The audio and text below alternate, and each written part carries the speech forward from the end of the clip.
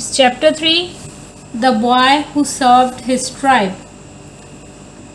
Long, long ago, there was a family of the Chippewa tribe who lived in wigwam in the woods of North America. Mother and father, brothers and sisters were all very happy and contented, for they loved the good things of the earth. They loved the sunshine, the forests, and the cool springs of water, but they were often cold and hungry.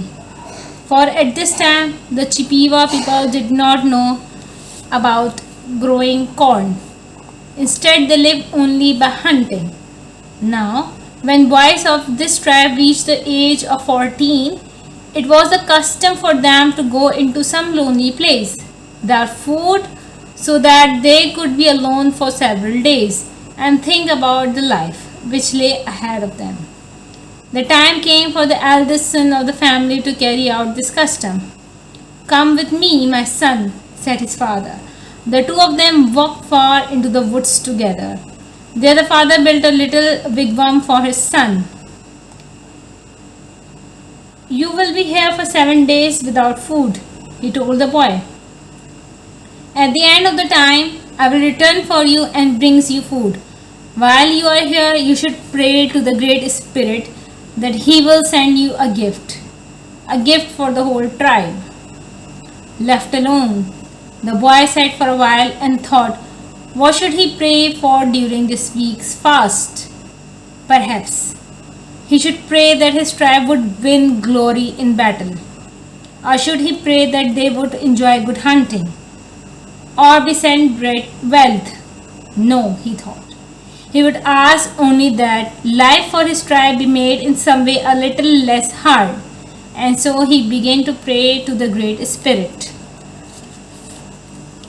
A day passed, and another. The boy continued to pray, and he ate nothing. By the time the third day came, he was weak from lack of food. All he could do now was to lie inside his wigwam in a kind of a dream.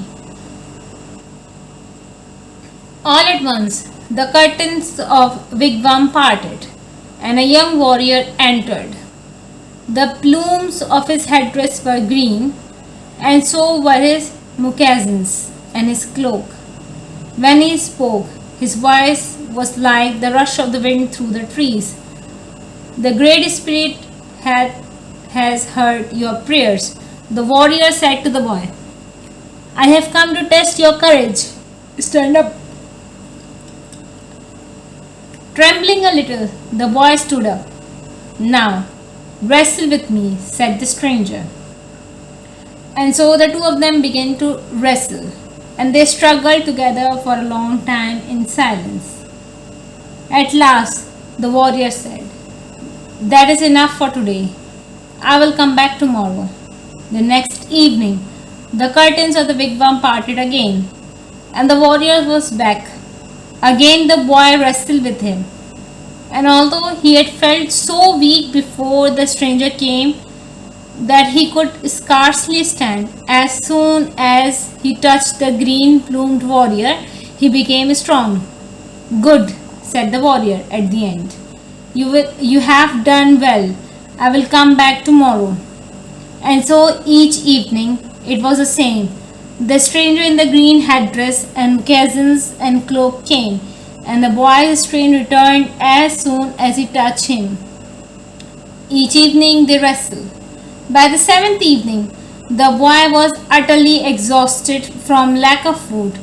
When the stranger came in, he managed to pull himself to his feet. As usual, the two of them began to wrestle. Once again, as soon as they came to grips, the boy felt his strength come back. "It's strange," he thought, "but tonight I think I could even throw this stranger to the ground." So well did the boy wrestle, that indeed he threw the man to the ground. The boy knelt down by his side. To his utter horror, he saw that the warrior was about to die. The man smiled at him. "You must not be sad," he said, "and you must not grieve for me. You shall see my green plumes again. But if you wish to see them, that is what you must do. Bury me, and keep my grave covered with fresh damp earth. When I have slept a good sleep, I will break through the earth and return to the sunshine. So the warrior breathed his last. With a heavy heart, the boy carried out all his instructions. No sooner has the boy finished burying the stranger than he looked up and saw his father coming towards him through the woods. "See, my son, I have come to fetch you," said his father, "and I have brought you food. Eat, and your strength will soon return." And when the boy had eaten and regained his strength, they went home together to the family and to everyday life. But the boy did not forget his friend with green plumes, and he never forgot to visit the grave and to weed it and water it. The boy told nobody about what he was doing, not even the members of his own family. He was afraid that if he told people about the warrior and his visits, they would say that he had dreamed it all because he'd been so weak from lack of food. Then one day the boy was coming home from a week's hunting trip, and he decided to visit the warrior's grave. As he came near it, he saw that something was different. The fresh, clean earth of the grave was covered in green plumes. He went nearer. "Not plumes," he said to himself softly. "Leaves. Wide, pale green leaves." He stood there, staring at them. He had never in his life seen leaves like them, and he did not know what to do. Should he tear them out? No. He shook his head, remembering how the young warrior had died, his eyes fixed on the boy's own. "He told me to trust him, and I will." Weeks passed, and the boy went on watering and weeding the warrior's grave. The green shoots pushed up through the earth and became tall, strong plants. At last, the day came when golden tassels swung from them, thick gold tassels. Then the boy knew that it was time to fetch his father to see him. The older man stood silently at the side of the grave, while the boy explained the whole story. At last, the father spoke. "My son," he said, "this is a gift from the Great Spirit, a gift to all the Chippewa people." The boy looked puzzled. "A gift?" he asked. "What is it, father?" The man reached out and touched the golden tassel gently. He took a few grains from them and tasted them. Then he turned and looked at the boy, and his face was as glad as the morning sun in the sky. "It is a new kind of food, my boy," he answered. "The Great Spirit has sent us food that will grow where we plant it in the earth.